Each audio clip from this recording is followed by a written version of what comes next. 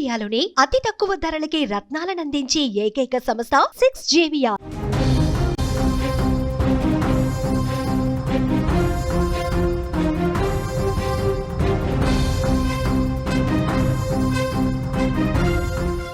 హైదరాబాద్ కేపీహెచ్పీలో దారుణం చోటు చేసుకుంది. అప్పుల బాధతో దంపతులు ఆత్మహత్య చేసుకున్నారు. భర్త మృతి, ప్రాణాపాయ స్థితిలో భార్య ఉన్నట్లుగా తెలుస్తోంది. 4 రోజుల నుంచి చనిపోయేందుకు వీరు ప్రయత్నం చేస్తున్నారు. ఇద్దరు ఒకరికొకరు కత్తితో ఘాట్లు పెట్టుకున్నారు. మొదట భర్త రామకృష్ణ గొంతు కోసింది భార్య, అనంతరం తాను గొంతు కోసుకుంది రమ్యకృష్ణ. వ్యాపారంలో నష్టాలు పెరిగి అప్పులు, కష్ట సమయాల్లో అండగా నిలబడాల్సిన బంధువుల ఒత్తిళ్ల, సూటిపోటి మాటలు వేధించాయి. ఏం చేయలేని నిస్సహాయ స్థితి, తిరిగి సమాధానం చెప్పలేని పరిస్థితి. 17 ఏళ్లుగా తోడు నీడగా ఉన్న వారికి తీర్చలేని కష్టాలు, తట్టుకోలేని బాధలు చుట్టుముట్టాయి. తడబడుతున్న జీవితంలో నిలబడి సాధించలేమని అనుకున్నారు. పాపం చావునే గమ్యంగా ఎంచుకున్నారు. 4 రోజులుగా చావు కోసం ప్రయత్నిస్తూనే ఉన్నారు. ఇద్దరు ఒకరికొకరు కత్తితో ఘాట్లు పెట్టుకుంటూ ఈ లోకాన్ని విడిచి వెళ్ళిపోవడానికి ప్రయత్నించగా భర్త మృతి చెందాడు. భార్య ప్రాణాపాయ స్థితిలో ఉంది. హైదరాబాద్ కేపీహెచ్పీలో ఆర్థిక ఇబ్బందులతో దంపతుల ఆత్మహత్య ప్రయత్నం తీవ్ర విషాదాన్ని నింపుతోందని మనం చెప్పుకోవచ్చు. రామకృష్ణారెడ్డి, రమ్యకృష్ణ దంపతులు వీరు కూకట్పల్లి హౌసింగ్ బోర్డ్ కాలనీలోని ఓ అపార్ట్మెంట్లో నివాసం ఉంటున్నారు. రెస్టారెంట్, ఇతర వ్యాపారాలు చేస్తూ ఉన్నారు. వీరు అన్ని వ్యాపారాల్లో కూడా నష్టాలు రావడంతో అప్పుల్లో మునిగిపోయారు. సడన్గా అప్పులు పెరిగిపోవడంతో బంధువులు, చుట్టాల నుంచి ఒత్తిడి పెరిగిపోయింది. ఈ క్రమంలోనే రామకృష్ణారెడ్డి, రమ్యకృష్ణ చనిపోవాలని ఒక పెద్ద నిర్ణయాన్ని తీసుకున్నారు. ఈ క్రమంలోనే 4 రోజులుగా వాళ్ళు శిక్షించుకుంటూ వచ్చారు. భర్త భార్యను, భార్య భర్తను కత్తితో ఘాట్లు పెట్టుకుంటూ వచ్చారు. దీంతో భర్త రామకృష్ణారెడ్డి చనిపోయాడు. రక్తం ఎక్కువగా పోవడం వల్ల ఇంట్లోనే చనిపోయి ఉన్నాడు ఆయన. భార్య రమ్యకృష్ణ కూడా గొంతు కోసుకుంది. ఆ తర్వాత పోలీసులకు సమాచారం ఇచ్చింది. పోలీసులు వచ్చి చూసే సమయానికి భార్య రమ్యకృష్ణ పరిస్థితి చాలా విషమంగా ఉందని కూడా అంటున్నారు. వెంటనే ఆమెను ఆసుపత్రికి తరలించారు. సంఘటన స్థలాన్ని కూకట్పల్లి ఏసీపీ రవికిరణ్ రెడ్డి పరిశీలించారు. కేసు నమోదు చేసి విచారణ కూడా చేస్తున్నామని కూడా పోలీసులు చెప్తున్న సందర్భం కనిపిస్తోంది. 2025 ఆగస్టు 30వ తేదీ ఉదయం ఈ ఘటన వెలుగులోకి వచ్చింది. రామకృష్ణారెడ్డి, రమ్యకృష్ణ దంపతులు వీరు కూకట్పల్లి హౌసింగ్ బోర్డు కాలనీలో అపార్ట్మెంట్లో నివాసం ఉన్నారు. వీళ్ళు రెస్టారెంట్, ఇతర వ్యాపారాలు చేస్తూ కూడా ఉన్నారు. ఈ వ్యాపారాల్లో వాళ్ళకి నష్టం రావడంతో ఒక్కసారిగా కూడా వీరు అప్పుల్లో మునిగిపోయారు. అప్పులు పెరిగిపోవడంతో బంధువులు, ఇటు చుట్టాల ఒత్తిడి కూడా పెరిగింది.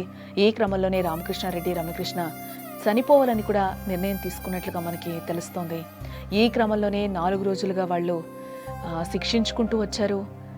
భర్త భార్యను, భార్య భర్తను కత్తితో ఘాట్లు పెట్టుకుంటూ రావడం జరిగింది. దీంతో భర్త రామకృష్ణారెడ్డి చనిపోవడం జరిగింది. రక్తం ఎక్కువగా పోవడం వల్లనే ఇంట్లోనే చనిపోయి ఉన్నాడు.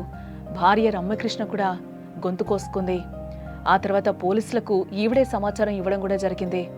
ఆ తర్వాత పోలీసులు వచ్చే సమయానికి భార్య రమ్యకృష్ణ పరిస్థితి విషమంగా ఉందని కూడా అంటున్నారు. వెంటనే ఆసుపత్రికి తరలించారు. గొంతు కోసుకోవడం వల్ల పరిస్థితి సీరియస్గా ఉందని కూడా పోలీసులు చెప్తున్నారు. అప్పుల బాధతోనే ఈ విధంగా చేశారని, భార్య స్పృహలోకి వస్తే అన్ని విషయాలు బయటకు వస్తాయని కూడా పోలీసులు అంటున్నారు.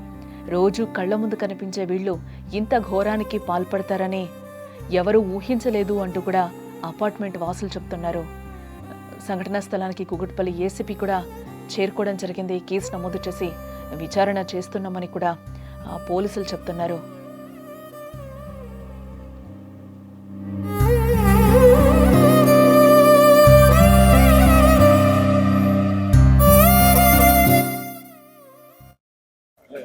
ఈరోజు ఉదయం మాకు 100 డైల్ నుంచి ఒక కాల్ వచ్చిందండి.